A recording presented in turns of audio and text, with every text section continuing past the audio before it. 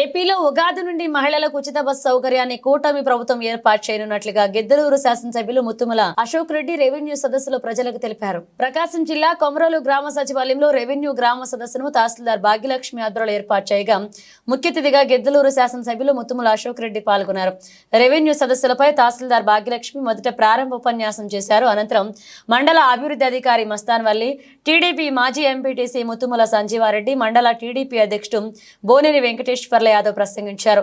అనంతరం శాసనసభ్యులు ముత్తుముల అశోక్ రెడ్డి మాట్లాడుతూ రెవెన్యూ సమస్యలపై ప్రజలు రెవెన్యూ కార్యాలయాల చుట్టూ తిరగకుండా ప్రజల వద్దకే సమస్యలను పరిష్కరించే విధంగా కూటమి ప్రభుత్వం రెవెన్యూ సదస్సులు నిర్వహిస్తుందని, ఇక్కడ ఇచ్చే ప్రతి అర్జీకి కూడా జవాబుదారీతనం ఉంటుందని, 45 రోజుల్లో వాటిని పరిష్కరిస్తామని తెలిపారు.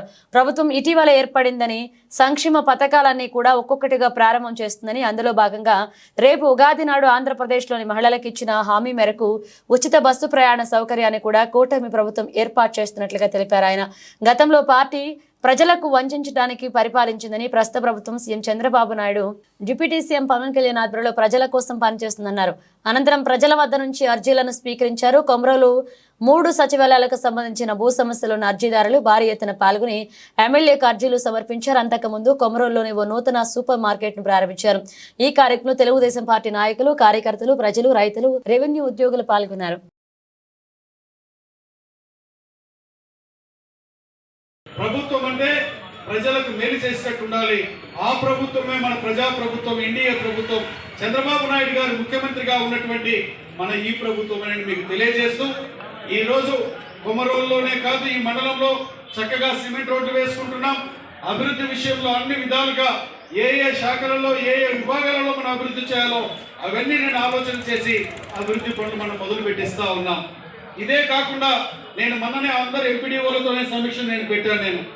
రేపు జనవరి నెలలో మీకు ఒకవైపు బీసీలకు కానివ్వండి, ఎకనామికల్లీ బ్యాక్వర్డ్ క్లాసెస్ అయినటువంటి వాళ్ళకు కానివ్వండి లోన్లు కూడా ఇవ్వబోతా ఉన్నారు.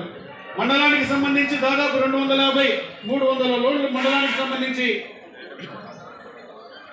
ఈ నియోజకవర్గ పరంగా 1800 మందికి లోన్స్ అందించబోతా ఉన్నాం.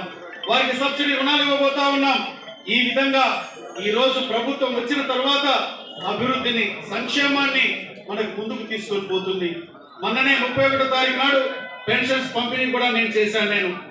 ఆ రోజు మనకి 1200 రూపాయలు ఉన్నటువంటి పెన్షన్ 2000 రూపాయలు చేసింది తెలుగుదేశం ప్రభుత్వమే. 2000 రూపాయలు మొన్నటికి 3000 రూపాయలు ఉన్నటువంటి పెన్షన్ ని 4000 రూపాయలు చేసింది కూడా గౌరవ ముఖ్యమంత్రి నారా చంద్రబాబు నాయుడు గారు, మన ఎన్డీఏ ప్రభుత్వం అని ఈ సందర్భంగా నేను తెలియజేస్తా ఉన్నాను. ఇదే కాకుండా దివ్యాంగులకైతే 3000 పెన్షన్ ని 6000 రూపాయలు మనం అందించడం జరిగింది. రేపటి రోజున మనం ఉగాది పండుగ రోజున మహిళలకు ఏదైతే హామీ ఇచ్చారో, ఆర్టీసీ బస్సులో మహిళలు ప్రయాణం చేస్తే ఉచిత బస్సు ప్రయాణం అని జిల్లాని యూనిట్ గా చేసుకుని ఈ జిల్లాలో ఎక్కడికి మహిళా తల్లులు ప్రయాణం చేసినా ఆర్టీసీ బస్సులో వారికి టికెట్ అనేది లేదు. ఇదే కాకుండా తల్లికి వందనం కార్యక్రమం ద్వారా ఇచ్చిన హామీ మేరకు వారికి ఏదైతే 20,000 రూపాయలు వారికి సహాయం చేస్తారన్నారో అది కూడా అందించబోతా ఉన్నారు. ఒకటేమిటి రెండేమిటి చెప్పిన ప్రతి హామీని నెరవేర్చే ప్రభుత్వంగా ఈ ప్రభుత్వం పోతా ఉంది. వాళ్ళు 6 నెలల కాలమైంది, ఖజానాను లూటీ చేశారు, మరలా మాట్లాడుతున్నారు. అధికారంలోకి వచ్చిన తర్వాత మీరు చెప్పిన హామీలు ఇవ్వడం లేదు ఏమైనా.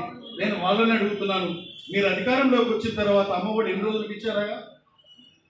అన్ని 5 సంవత్సరాలు మీరు ఇచ్చారా? మీరు ఇచ్చింది ఎన్ని రోజులకు ఇచ్చారు? మీరు అన్నీ మీరు చెప్పేటువంటి మాటలు ఒకటి గుర్తుపెట్టుకోండి. మనిషికి దేనికైనా కూడా కొంత టైం ఇవ్వాలి. టైం లోపల చేయకపోతే నిలదీయాలి.